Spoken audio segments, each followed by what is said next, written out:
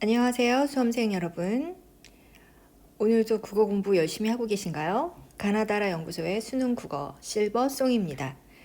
오늘은 2023 수능 국어 기출문제 4번에서 9번까지를 한번 해설해 보도록 할 텐데요. 먼저 9번은 단어 문제이니 먼저 풀고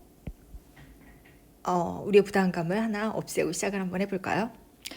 9번은 의거하여, 자, 이렇게 한자어로 되어 있는 부분이 있고 본문에 그러면 고유어가 있겠네요. 그러면 본문에 있는 고유어를 먼저 한번 살펴봤더니 A는 무엇 무엇에 따라, B는 이어받는다 라고 되어 있네요. 이어받아. 그 다음에 C는 쉽게, 용이하게, 맞는 것 같네요. D는 뒤섞여, 혼재되어 있다, 맞아 보이고요. 그 다음에 E는 바꾸어, 변경하여. 네, 이 중에서 지금 짝꿍이 맞지 않아 보이는 것은 이어받다 이겠죠. 이어받다는 것은 한자어로 바꾸면 약간 계승 정도가 될 텐데 여기 계몽은 뭔가 가르치다, 깨우치다 이런 얘기가 되니까 답은 2번이 되겠습니다. 한자어를 고유어로 바꾸거나 고유어를 한자어로 바꾸는 문제들은 많이 출제가 되고 있는데요. 그 중에서 우리가 좀 잘 알아둬야 되는 부분은 출현, 발현 이렇게 되어 있을 때 드러나다 혹은 이제 나타나다 라는 부분과 짝꿍을 맺는 부분이 자주 출제가 됩니다.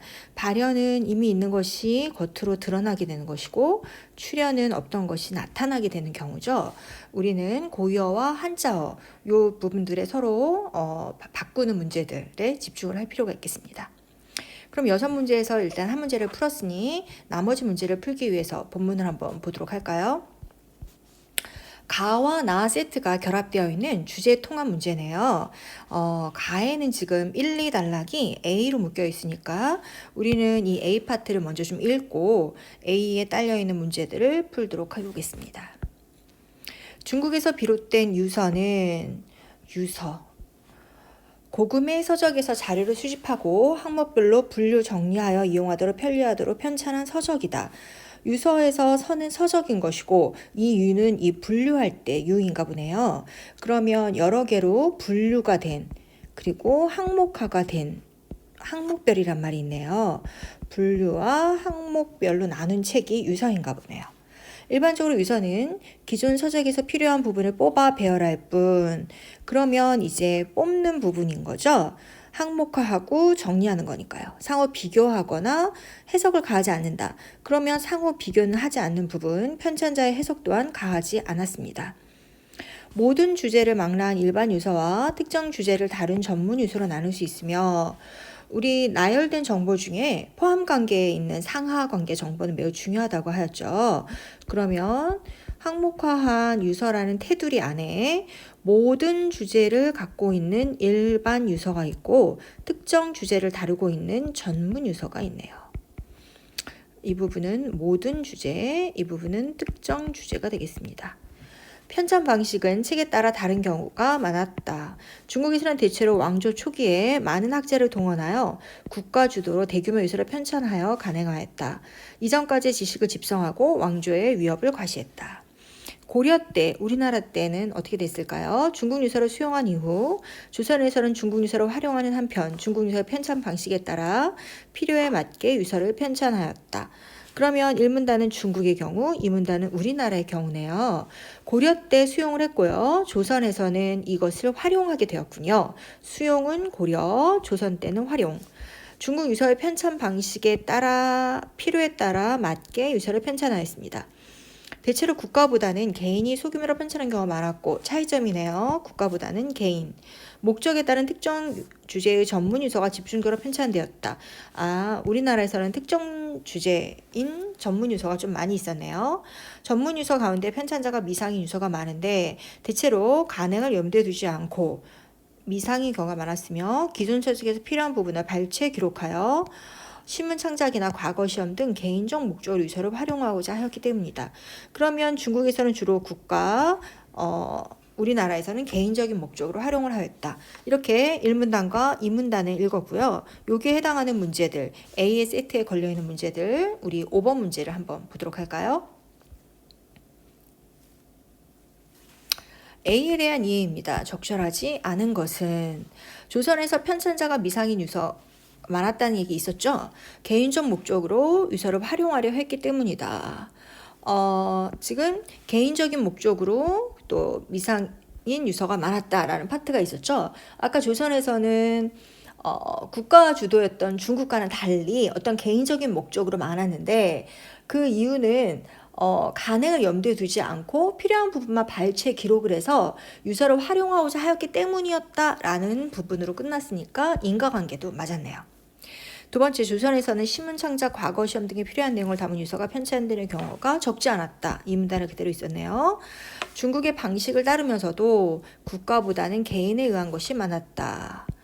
중국에서는 만학자를 동원하여 대규모로 편찬한 유서를 통해 왕조의 위엄을 드러내었다. 중국에서는 주로 서적에서 발췌한 내용을 비교하고 해석을 덧붙였다. 우리 상호 비교한 내용이 없었고 또 편찬자의 해석을 가하는 파트가 없었죠. 답은 쉽게 5번으로 금방 나오네요.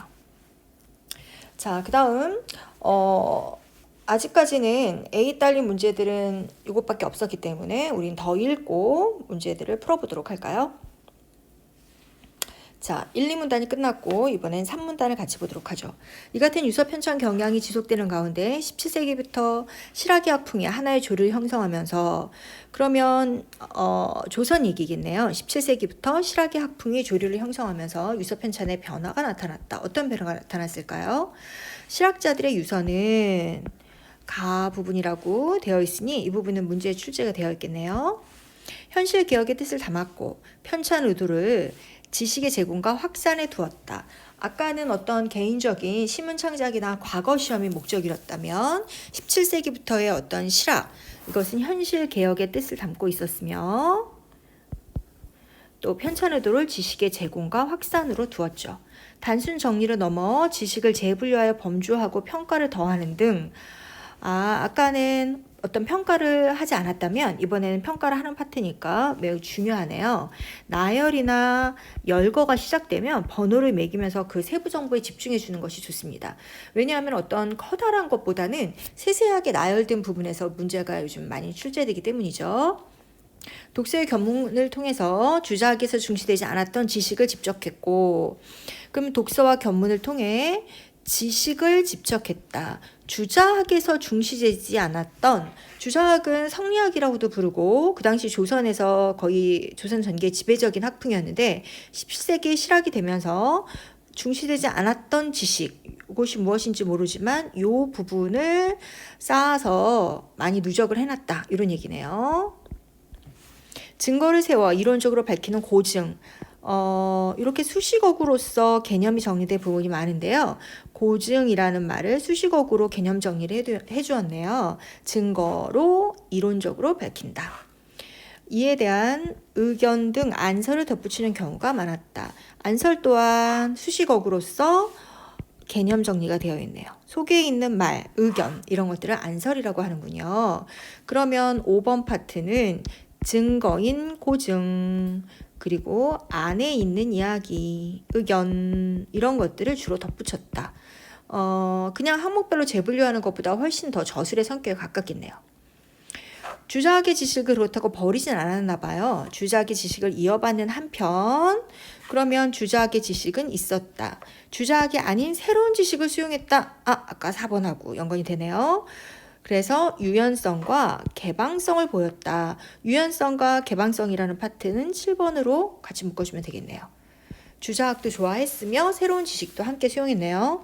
광범위하게 정리한 지식을 식자층이 쉽게 접할 수 있어야 한다고 생각했고 객관적 사실 탐구를 중시해서 박물학, 자연과학에 관심을 기울였다. 실학이라는 이름에 걸맞게 객관적 사실 탐구를 중시하였군요. 자, 이렇게 3문단이 끝났으나 아직 가라는 파트 기억하고 니은이 함께 연결되어 있기 때문에 조금 더 읽어봐야 할 것 같습니다. 그러면 이제 3문단 마지막 문단을 보도록 할까요? 조선 후기 실학자들이 편찬한 유서가 주자학의 관념적 사유에 국한되지 않고, 그러면 주자학의 관념적인 사유라는 파트가 아까 6번에 있었는데요. 그 6번에 그치지 않고 새로운 지식의 축적과 확산을 촉진했다. 그건 유연성과 개방성인 7번에 해당되는 부분을 다시 한번 강조하면서 가, 그리, 끝나고 있네요. 적지 않은 의미를 지닌다.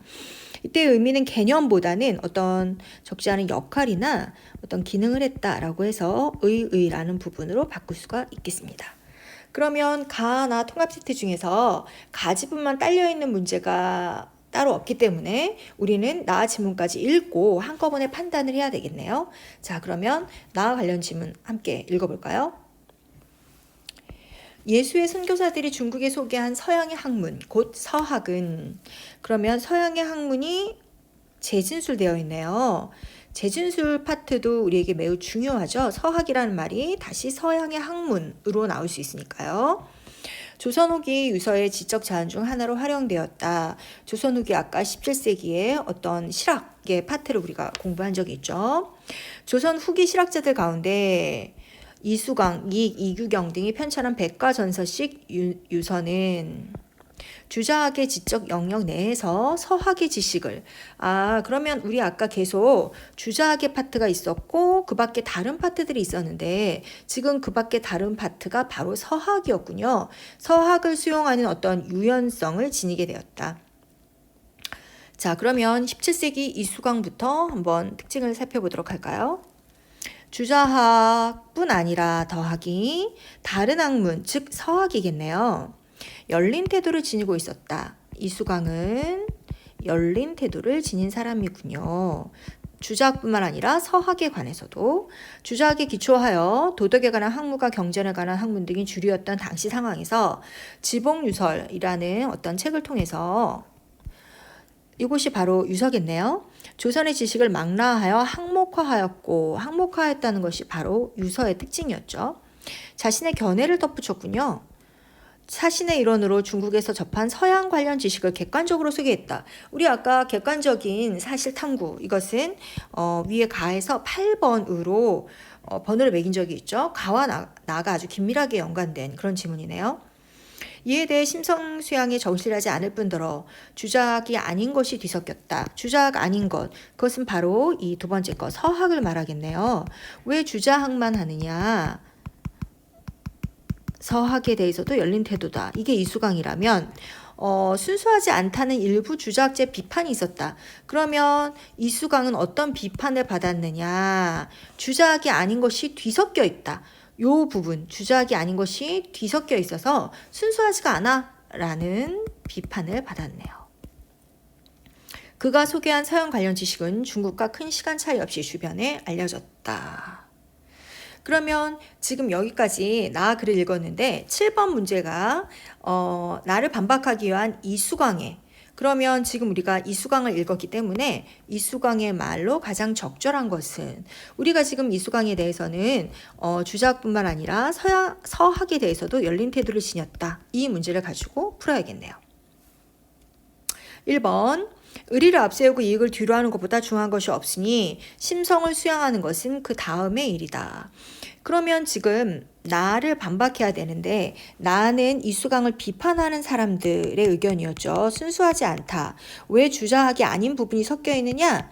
주자학이 아닌 서학이 들어있어서 순수하지 않아 라는 내용이었는데 만약에 주자학은 그 다음 일이야 라고 한다면 이것을 반박하기보다는 오히려 이 비판을 더 많이 받겠네요.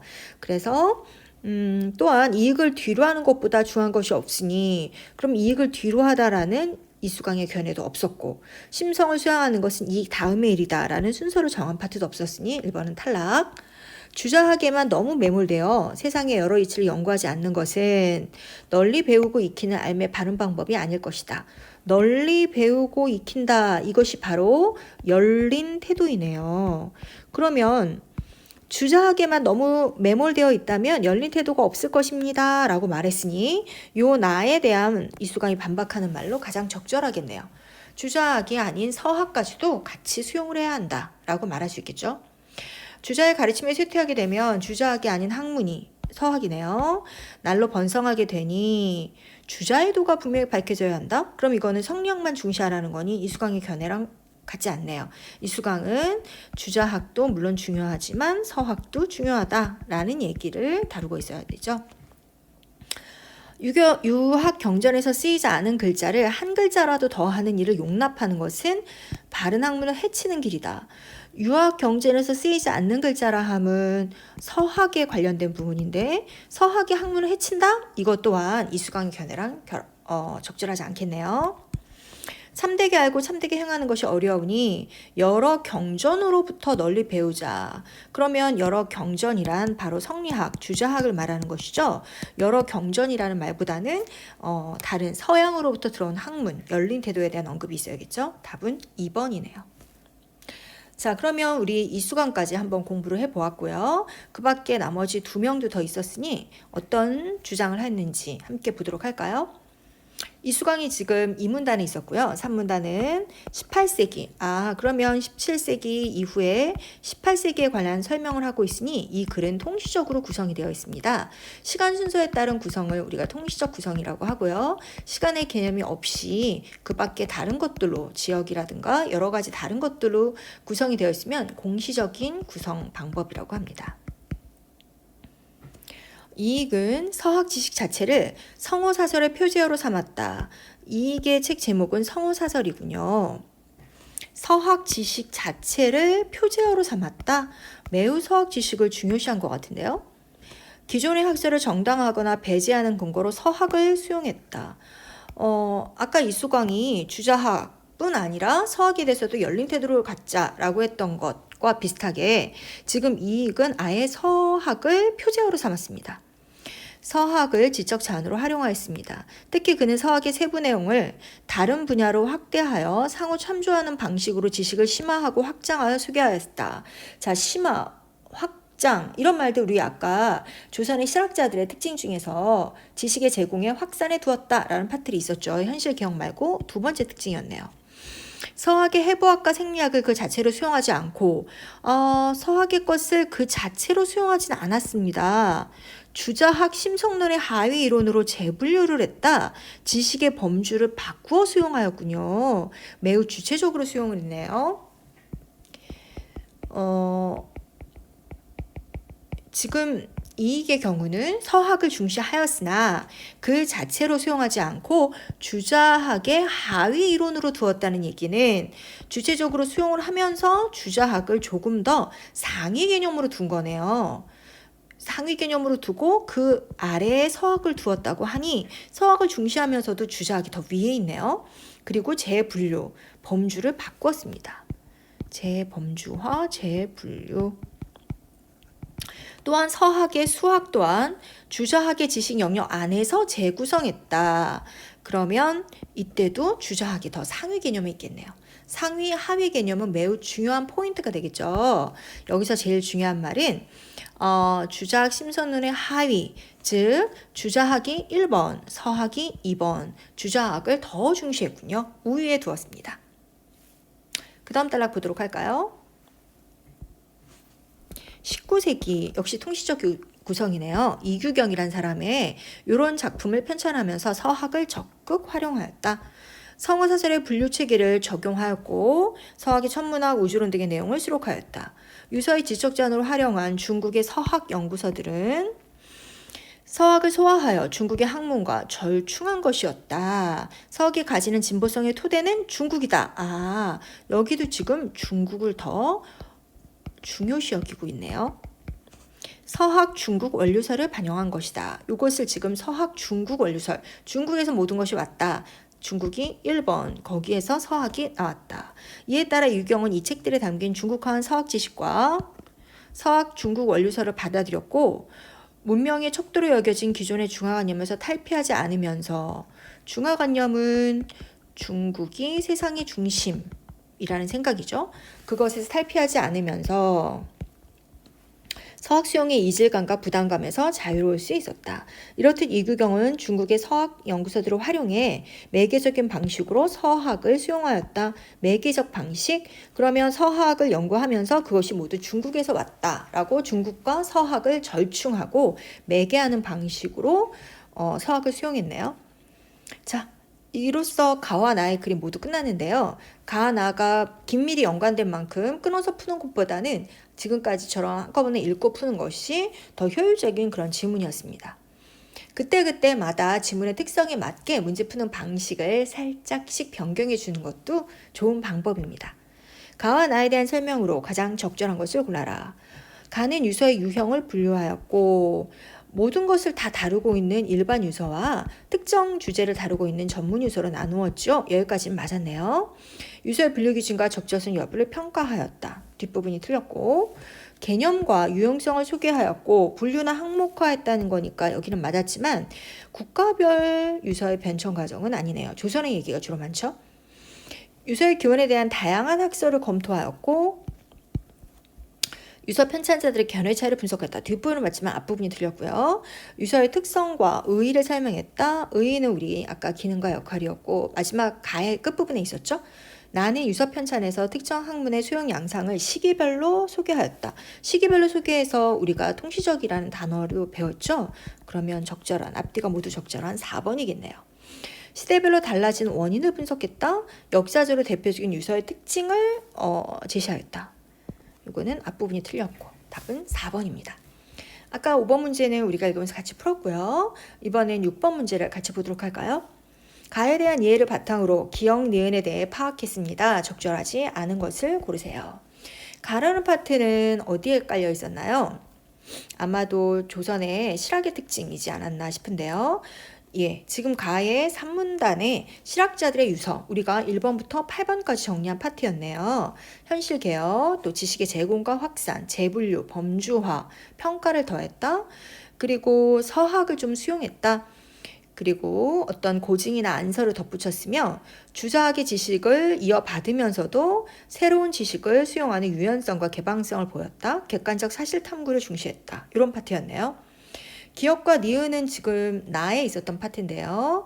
기역에서는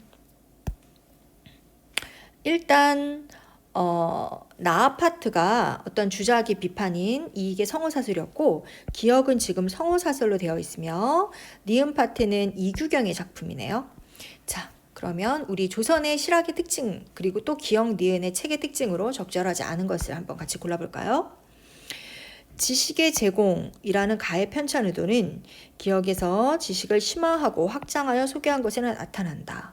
지식을 심화하고 확장하여 우리가 이익의 성우사설에서 서학을 수용하고 지적 지식으로 활용하는 파트들이 있었죠. 그러면 주자학으로 끝나는 것이 아니라 더 나아가서 서학까지도 함께 수용을 했기 때문에 심화하고 확장한 특징이 맞게 되겠네요. 재분류하여 범주화한 가해 방식은 해부학과 생리학을 심성론의 하위론으로 수용했다. 우리 아까 재분류, 재범주화라는 말들을 기억의 작품 안에 한번 써봤었죠? 이번도 맞네요. 평가를 더하는 저술로서의 가해 성격은 여기까지 있었고요. 중국 학문의 진보성을 확인하고자 서학을 활용한 것에서 나타난다.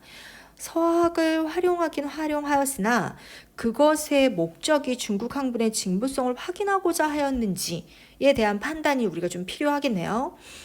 일단 중국 학문이 진보적인가 그리고 그것을 확인하고자 하는 목적을 띄었는가 이 두 가지 파트를 확인해 보도록 할까요? 니은을 한번 구경해 봅시다. 이규경의 책의 작품이죠. 오주연문장전산고라는 긴 제목인데요.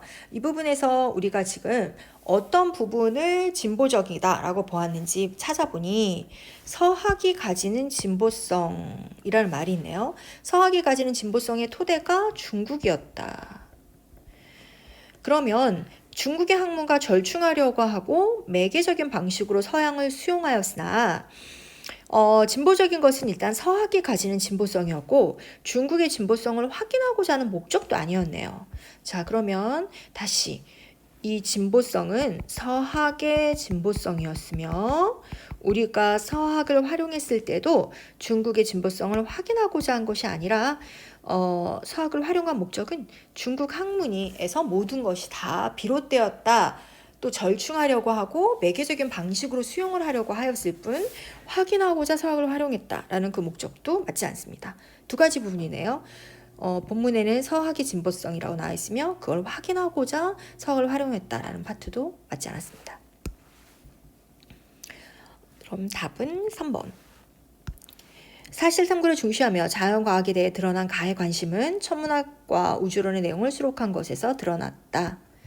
새로운 지식을 수용하는 유연성과 개방성, 서학을 수용했죠. 기억과 니은에서 서학을 지적 자원으로 받아들인 것에서 나타난다. 서학을 수용한 거, 새로운 지식을 수용한 거 같은 내용이네요. 자, 그 다음 우리 아까 7번 문제는 이수광 견해를 보고 나서 바로 풀어버렸고요. 그러면 보기가 딸려있는 덩치 큰 8번 문제만 풀면 우리 아까 단어 문제는 풀었기 때문에 이 세트 문제가 끝나게 되겠습니다. 자, 우리 보기를 보면서 임원경제지라는 작품, 이 유서의 특징을 한번 보도록 할까요? 서유구의 임원경제지는 19세기까지의 조선과 중국 서적들에서 향촌 관련 부분을 발췌하고 분류한 유서이다. 요거 지금 고증이란 말이 있네요. 그러면 이거는 조선의 어떤 고증, 증거를 활용한 고증이 있었고요. 뒤에 보니 안설을 부기했으며 그러면 고증과 안설이라는 특징을 가지고 있네요. 향촌 부분의 특징을 했기 때문에 요거는 약간 특수한 주제를 다룬 전문 유서에 해당되겠네요. 향촌 사대부의 이상적인 삶을 제시하는 과정에서 향촌 구성원 전체의 삶의 조건을 개선할 수 있는 방안이 있었다. 향촌 실생활에서 활용할 수 있는 내용이 집성되었다. 실생활이니까 실학이네요. 주자학을 기반으로 주자학을 수용하였고요. 실증과 실용의 자세를 견지했던 서유구의 입장. 서학 중국 원류설, 중국이 더 1번 크다, 중요하다. 중국과 비교한 조선의 현실 등이 반영되었다. 안설을 부기했으며 제한적으로 색인을 넣어 검색이 가능하도록 하였다. 차례 파트를 조금 넣었네요. 자, 그러면 우리 1번부터 같이 볼까요? 현실 개혁의 뜻을 담았던 가의 실학자들의 유서와 마찬가지로 현실의 문제를 개선하려고 하였다. 그러면 지금 이것이 실학의 특징을 지니고 있는가를 보면 되겠네요. 이상적인 삶을 제시하는 과정에서 삶의 조건을 개선할 수 있도록 하였다.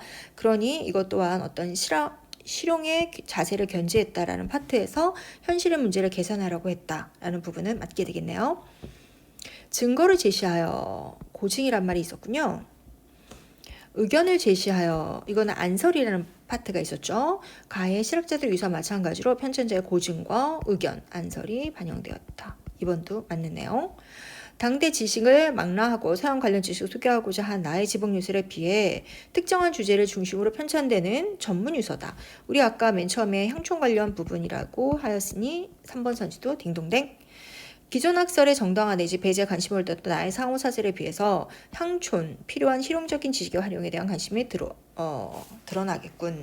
그러면 기존 학설의 정당화 내지 배제에 관심을 두었던 이게 조금 궁금할 수도 있었겠는데요. 성우사설에서는 지금 기존 학설을 지금 성리학으로 봤죠. 그것만 있으면 좋지 않다. 또 그래서 서학을 배제하는 것은 좋지 않다. 열린 태도로 가지자라고 했으니 그것에 비해서 향촌에 필요한 실용적인 지식의 활용에 관심이 드러났으니 4번도 맞습니다. 그럼 5번 볼까요? 중국을 문명의 척도로 받아들였던 나의 이런 작품과 달리 중화관념에 구애되지 않고 중국의 현실과 조선의 현실을 비교했다. 중국과 비교한 조선의 현실이란 내용은 여기 본문에 있네요. 그러면 중화관념에 구애되지 않고만 판단하면 될 것 같은데 지금 요 필기가 있는 것으로 보아서는 서학 중국 원류설, 서학은 모두 중국에서 왔다. 중국이 1번이다. 그러면 중화사상의 구애를 받았네요. 중화사상을 인정을 했기 때문에 적절하지 않은 것은 5번입니다. 자세한 해설을 따라오느라고 여러분이 좀 지루하거나 힘들 수도 있는데요. 그거는 어떤 꼼꼼함의 승리라고 할 수가 있겠죠. 우리가 한 문단씩 혹은 하나의 어떤 세트 단위씩 어떤 방송이 진행되고 있기 때문에 조금 집중이 흐트러지더라도 모두 좀 집중을 활용해서 한 세트간에는 다 끝날 수 있도록 여러분도 힘을 내시기 바랍니다. 구독과 좋아요도 저에게 역시 힘이 되겠습니다. 모두들 소중한 하루하루 보내세요. 다음 영상에서 만나 뵙겠습니다. 감사합니다.